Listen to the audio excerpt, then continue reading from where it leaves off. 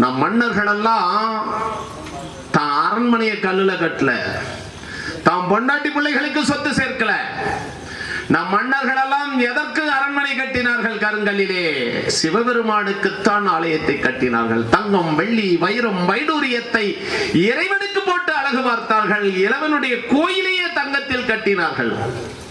தஞ்சாவூர் பெரிய கோயில் 247 அடி கோபுரத்திற்கு தங்க கவசம் போட்டிருந்திருக்கான். ராஜராஜ சோழனுடைய சமாதி இடிச்சு கிடக்கு. ஆனால் ராஜராஜ சோழன் கட்டிய தஞ்சாவூர் பெரிய கோயில் கம்பீரமாக உயர்ந்து நிற்கின்றது. அதனால்தான் இன்றைக்கும் 1000 வருடம் ஆயும் கூட இன்னைக்கு ராஜராஜ சோழனை பத்தி பேசிட்டு இருக்கோம். இங்க இல்ல, உலகம் பூரா பேசுறான், உலகம் பூரா பேசுறான். ராமேஸ்வரம் கோயிலை கட்டின ராஜா என்ன பண்ணான் தெரியுமா? கோயிலை கட்டினான், கும்பாபிஷேகத்தை நடத்தினான், முரசு கொட்டினான், நாட்டு மக்களை திரட்டினான். மக்கள் எல்லாம் ஏகாந்தமாக மன்னன் அழைத்திருக்கின்றாரே, ஏதோ சொல்ல போகிறார் என்று மக்கள் எல்லாம் லட்சக்கணக்கான மக்கள் நிக்கிறாங்க. நிக்கிறவங்க மக்களுக்கு எதுக்கு சாஷ்டாங்கமா மன்னன் காலில் விழுறான், மக்கள் காலில். எல்லாம் மந்திரி கேட்டான், என்ன மன்னா அப்படி பண்றீங்க?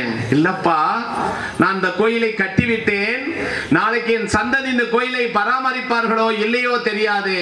ஆனால் ஒன்று நடக்கும், இந்த நிக்கிறார்கள் அல்லவா மக்கள் சக்தி, இந்த தாய்மார்கள் இவர்களுடைய யார் வயிற்றிலேயாவது பிறக்கக்கூடிய ஒரு பிள்ளை நாளைக்கு இதுல இருந்து ஒரு செங்கல் விழுந்தால் அதை எடுத்து பொருத்துவான் அல்லவா, அவன் காலில் நான் இன்றைக்கே விழுந்து வணங்குகிறேன்.